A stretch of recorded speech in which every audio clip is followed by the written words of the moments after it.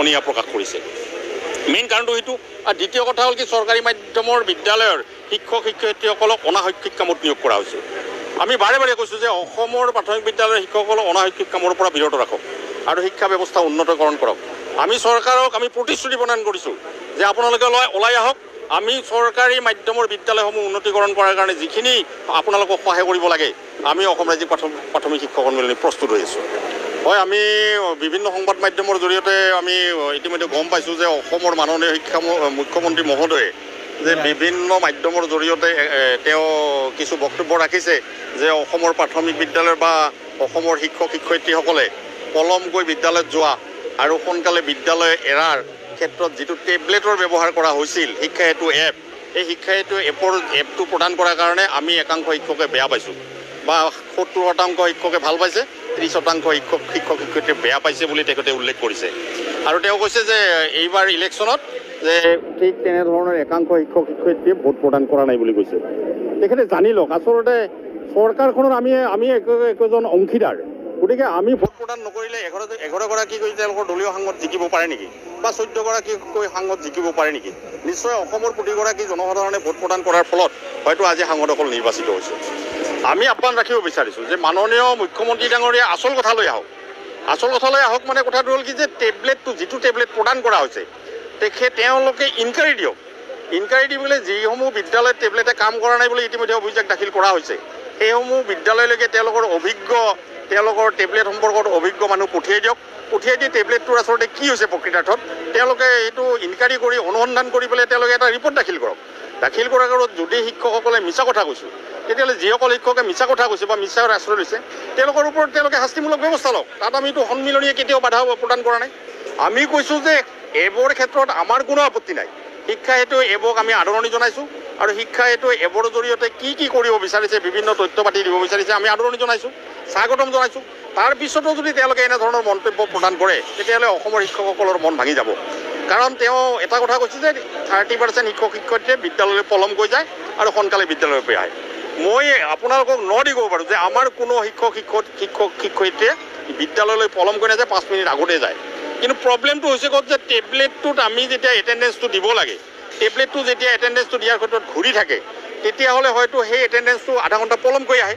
আৰু পলমকৈ অহাৰ ফলত যদি চৰকাৰখনে ভাবে যে তেখেতে আধা ঘণ্টা পলমকৈ আহিছে, সেই যিটো আমাৰ অৱস্থা হৈছে এই অৱস্থাটো দূৰীকৰণ কৰে। আমাৰ যিটো সন্দেহ হৈছে যে আমি টেবলেটত উপস্থিতি দিব নোৱাৰাৰ কাৰণে মোক 30 মিনিট পলমকৈ উপস্থিতি দেখুৱালে নেকি চৰকাৰৰ ঘৰত, এই অৱস্থাটো তেওঁলোকে নিশ্চিতকৰণ কৰক।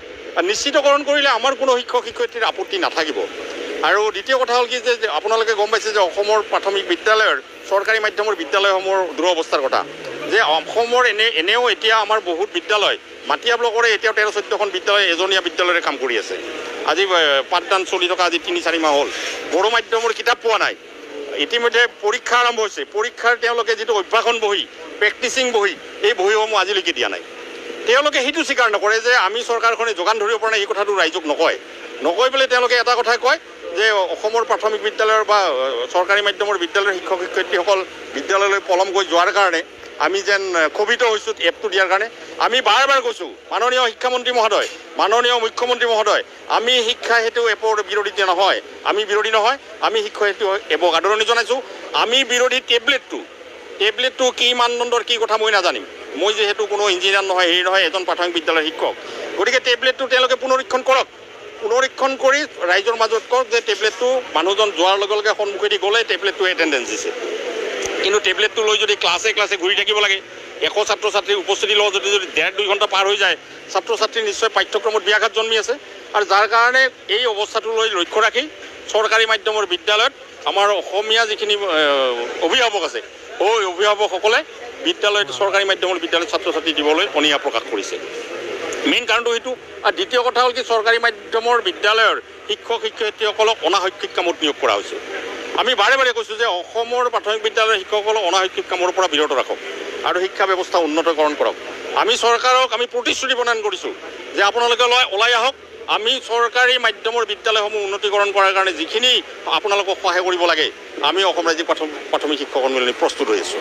আজি বিশেষকৈ আমাৰ অসমত বেছিভাগ বিদ্যালয় এজনীয়া বা দুজনীয়া, তাত মেক্সিমাম ছাত্ৰ ছাত্ৰীক আমি এটেণ্ডেঞ্চ লোৱাতে এজনকৈ এটেণ্ডেঞ্চ লোৱাতে কমেও আমাক 1-1.5 ঘণ্টা সময় লাগে। সেই সময়খিনি যে আমাৰ ছাত্ৰ ছাত্ৰীৰ পাঠ্যক্ৰমৰ পৰা বিৰত থাকে এই কথাখিনি চৰকাৰে বুজিবলৈ চেষ্টা কৰক। আমি এফৰ বিৰোধিতা নহয়, আমি আগতেও কৈছোঁ, আজিও কৈছোঁ, এই এফে আমাক একো ক্ষতি কৰা নাই। আমি আগৰ পৰাই 9টাৰ পৰা স্কুল কৰিছোঁ, আজিও কৰি আছোঁ। গতিকে মহোদয়ে আমাৰ শিক্ষামন্ত্ৰীয়ে বা মুখ্যমন্ত্ৰীয়ে আমাক বিশ্বাসক ল'ব লাগিব, যিহেতু আমি তেওঁলোকৰ কৰ্মচাৰী। আমি একো অবিশ্বাসৰ কাম নকৰোঁ, কাৰণ আমাৰ এই এফে কিমানখিনি ক্ষতি কৰিছে তেওঁলোকে ইয়াতে চাওক, পৰ্যালোচনা কৰক, তেওঁলোকে ভালকৈ গমি চাওক যে কিমান ক্ষতি হৈছে। আমি ইমান অভিযোগ দিয়াৰ পিছতেও চৰকাৰে নিৰ্দেশনাৰ ওপৰত নিৰ্দেশনা আমাক দি আছে, এটাৰ পিছত এটা নিৰ্দেশনা জাপি দি আছে, যাৰ কাৰণে আমাৰ বিদ্যালয় পৰিচালনা কৰাত আমাৰ বহুত অসুবিধাৰ সৃষ্টি হৈছে।